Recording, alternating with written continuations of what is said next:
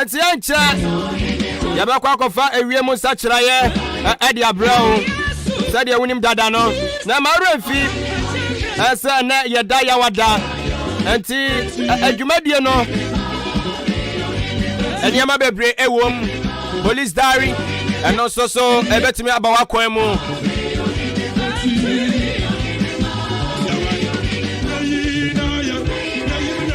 ma yanko ahoma no eso na yanko hye ewiem sachiraye sade ne ebesi bi enso akọ papa ni wadaroma otemenka mama wache ena no pay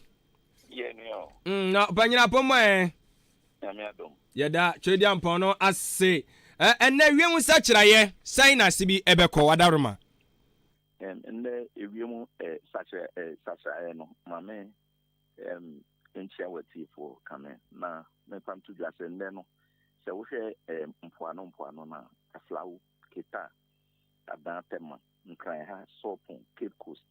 takrabe azim takwa half a sin in patem no anate ewembe kusu ema ewemu shodo ka kodina 30 degrees Celsius na ewemu 52 pm aircon Cape Coast sopon azim ena takwa nso bepete kakra ewo afi yehe northern portions na lerugu damangu wa tamale yindi Savalugu wale bogatanga nene mpate mwono sono anapei iwimbe kusu kakra ma iwimu shobaka kujina 31 degrees Celsius na efi 10 am anapei tamale yindi wale bogatanga na brungo nene mpate mwono nsu beto ape yeba inland areas na Kumasi Obuasi Techima Kintampo Bono ene mpate mwono bebia popone kwae wono nsu bepete kakra ema iwimu shobaka kujina 30 degrees Celsius. Now, over eastern portions of the inland areas na meche asamankese Kuforidia Akimoda Abuabu Ofuanse across Ubini a chance that be so drew and an pattern hono. Iwimbe kusu Emma Iwimusha Kojina 31 degrees Celsius. If he 2 p.m. air corner Kuforidia asamankese Akimoda and then pattern baby no baby popone kwae wono so bepete kakra ntine iwimu sakra no. Papa ni mayana se bibia ni enso esa beba wo nchen ni abagimo enchemo yada se ena no pay yo mekuma teacher me bin so me so bomi na se mi nyesika me di na hwe yanka edi ekra boy enti papa ni eye na duma ewo Ghana Meteorological Agency ewo enkambupuni mantemu ewie mo padi huno eni no ojuhwem na de ebesie no wode atodwa eti se de oka no na ye wo bibibia enso eya na ya no kama na ene wo anganafmonline.com yanhwe ensama hodoa wono so ewo ede emayene na o reporting or see provide evidence of our stolen money. MPP chairman challenge Mahama. John Dramani Mahama unim se wo tifido dase wa batwa ya to na fimpi no ene aduo eno ma nkoye nanso akora kire se obi ye bi mawa o se ayeye etu odase wo no de kwotu dwa no kire mu se MPP aban no sub mpeduasa o mabo man na po o man si ko machime go mu botom enti kabe o man no enhwe ni mu na fimpi no ne aduo no ena abato no omo galawe sade be ya amanyakuo no ndc ne ba obetimi akochichima mu sadio mu sika de ama wo mo eno na MPP for jese we ala brada be kire watumira na wa kire sie na wa abisim ewo bono mantamu so sawunim aya orua bia ono Richard ono dia sabi nipa na wokum na watwitwa yanim se wario esanse yangoto se waribi na wa keep wa frichim eno so positive ogusom ya nhwemu eno ada yasim ya godo a nankase anase enkase no wode koguo no apositive akohuno kokko bi ase omugusom ya nhwemu na wo kongrampuni mantamu a ayapokya interchange no kokohwe ya de adane choba ehwo ne yedifufuo tim hey Madagana ebeye ebeden ga just fix your attitude amanfo de adane choba na eno ana me ne okasa ya simpanyufo wono mo ekodi sansem moni nyina ma wo samui ya aposivo so mo saka wo mo we ya ni samni bi na kan ho a okọ ankanfmonline.com a wobetumi enso akenkan no pen pharmacy bre afi ma yenhwe de ene ho konkon no jodi abobasa kwami yadom odi bowro Obuoba Ofori Amanfo mu ana wono so apia gumi mu ma me mfama ho sade atie na efata na fa otwe konkon na yenkan bibi ewo hanom ewo eye the Second Chronicles 7 verse 14. The Second Chronicles 7 verse 14. Na ayana empempi no enrada. I was just passing by. Ena meti se obi ekase. Mami we de bia gise wan tempai bo. Wonya tempai bo be bia no waduru ho. Emfa ne asore kro de hianse wate se yasi priata wa ye kompai bo. Na waduru ho. Na wakase wie ya pe obi asema okache ne se. Wase wo sori ada bia wo kompai bo nanso so wan kasa no wan kasa no de esafata wose wo ye no onye ai de wose wo ye no onye chedi ampo Nyankopon ka kire bibi esan se wo pese Nyankopon enya bibi ema wa enu ntida na me ka we se wona sori anada bia wo si asori dem bompaye anopani awia wa bompaye sana se bibikro emma ewo se wo kyenase na wa asese wo ho na wo hye se enema ben na enkoye wa abraboni mu enema ben na enkoye wa abraboni mu die enti na ma wo nko ade wo bompaye a esan se enkofo bebre wonu ma sebi mpradua so wonu mo nko asori na so me ne wo kase ye ka ye di a wonu ma ye se tam obekọ asori bia once ebi okra 31st night pe ena obekọ nanso so ogusu a wokọ enye se sebi mpradua so akọji sikaduro bi onkọje hwe wonkọ ba bia wonfa ba bia nanso so ogusu a wokọ soro entia me busa mu se adan na wona ye na da bia ye si asori dem na ye bompa ye awurade hu ya mabo nanso so de ye pe no yensa enka ye then it means say aka bibi eti the Second Chronicles 7 verse 14 no Brofokasa no say if my people will call by my name shall humble themselves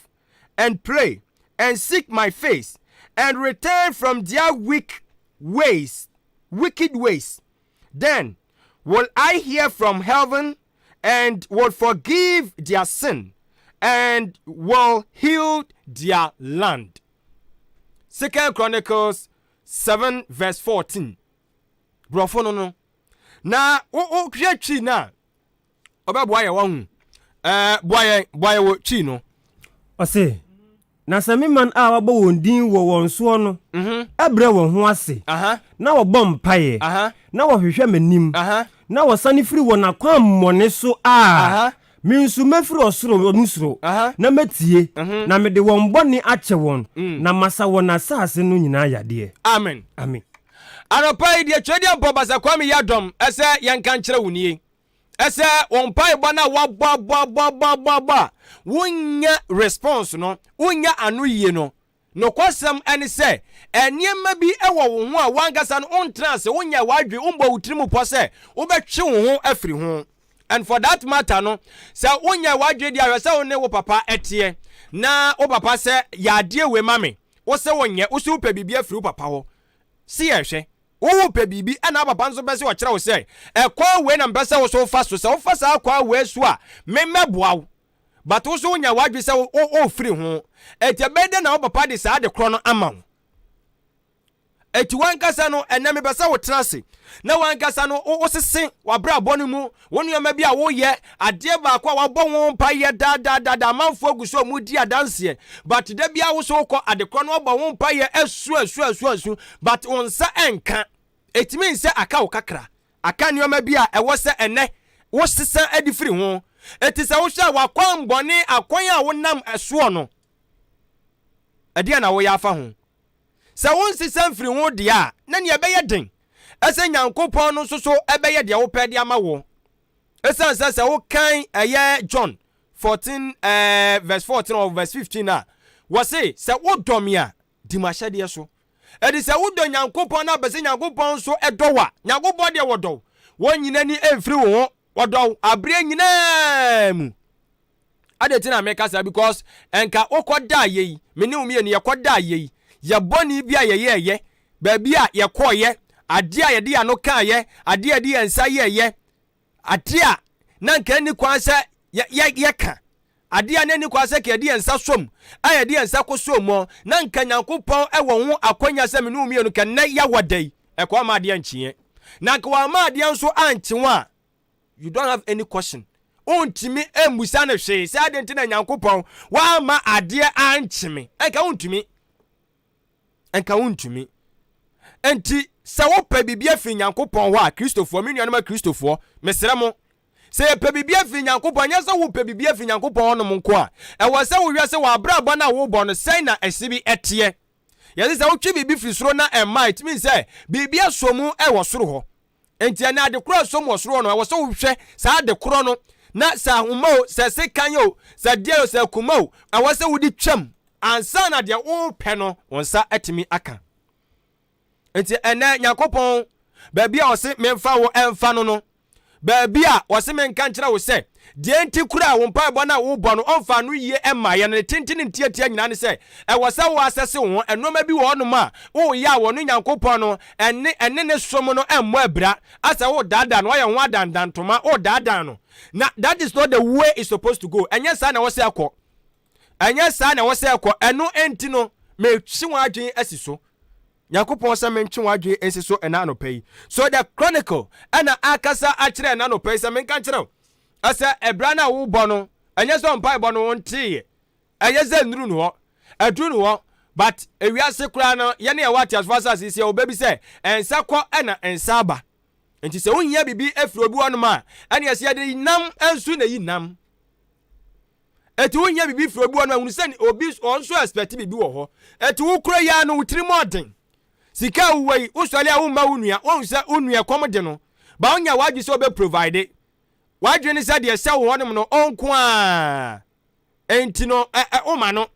mi hu no so pe bibia fi Nyankopɔn ho eti sometimes Nyankopɔn hu ne se ye mu bi ni mu honom a sebe mpredua se ye bonya ye to the extent say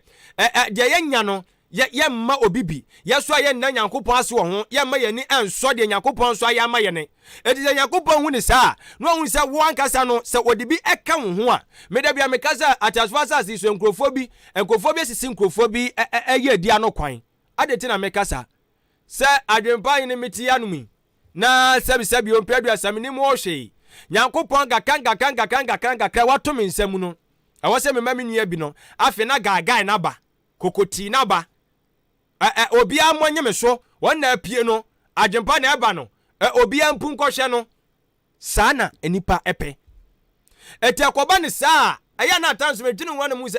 enti enu nti na nkrofo bi no ya na ye den utim se amanfo bre anka we dia wo se Nyankopɔn hu omobo de obedi kura to the sense wonya eti na mbusa me wo se enti de bi ni mo ye no na ya na ma Nyankopɔn se bi ne buafu ana zo hu ni se no enkofo bo no mo sira won mo a saa no won mo so ebe ye enti ana. These are some of the questions I na etaba mitrim now so ene no dia me pese wo tie ase nyina ne se ompai bo na wo bo no Nyankopɔn ese men kan kire wo ene no pai se ade ma asia no kwade enti kura wo mfi wo ni se opa ene Nyankopɔn ento ntia ese awurade asam sei ene ne mate eno enti no bra bia me bo a mesusu se enye ade bia me ya mesusu se emmoa ma brabo no enko enkan no me tweme ho afiri ho ahye odi awurade me tweme ho afiri ho de me tweme ho afiri ho kakra me hwe de wo beye me hwe ampa se ye nyame na ye ka na asem no ampa se ade bi wono efi bi wo ho na de kɔ nanim a won pa ampa na ade ma na akeka ho no so saa na tie ana ene de me pese me tro ho challenge de ma wo ne se enioma bi a wo ya wa kasa wo tia wo trase hu sampa we de ye ni da ho ade yo na meye a me ankasa minim se Nyankopɔn empe na so meye no me tweme ho afiri ho na ma hwe se Nyankopɔn tentam amene ne tentam se ade we mi hia me nsa enka no me nsa beka na se me nsa enka de ene twede ampo Nyankopɔn ese ye fama enie Nyankopɔn enya wadom na enya ho entiase na efato akoma so na tu anamon na ehwe de Nyankopɔn ebeye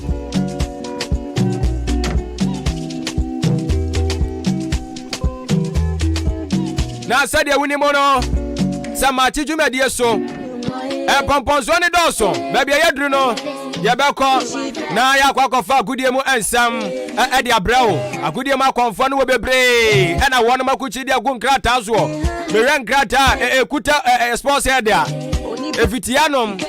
koka odan kwanta that means ensam wom ne nyina no ayagudie mu ensam awoto twagu ye fiti enra besi enne no de ho update ne nyina de eba eti ebe jemu e de ama sports for no na one mo atoa so na afe no one mo wia ye sanso ba betena sibiem na afe no ye de du onom enso e de aba betoa so e de ama o ya ka cha se jume de bebre ne wom Give it to me, na na me, give it to me. Sikeya, oh, give it to